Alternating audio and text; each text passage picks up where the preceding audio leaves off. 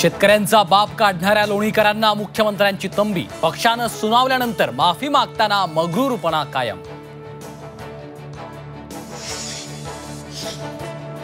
हिंदी सक्ती विरोधात कोणत्याच पक्षाचा झेंडा नाही, मराठी हा एकच अजेंडा, राज ठाकरेंचा नारा।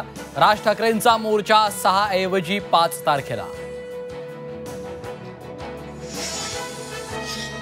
गुणरत्न सदावर्तेंचा राज ठाकरेंच्या मोर्चाला विरोध, मोर्चाला परवानगी न देण्याची पोलिसांकडे सदावर्तेंची मागणी।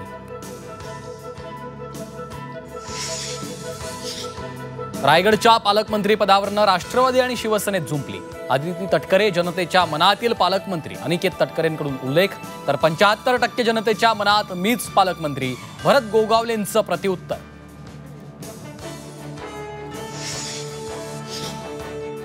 आगामी निवडणुकांनिमित्त शिवसेना ॲक्शन मोडवर। रविवारी ठाण्यात एकनाथ शिंदेंनी बोलावली बैठक, स्थानिक स्वराज्य संस्थांच्या निवडणुकांबाबत ठरणार रणनीती।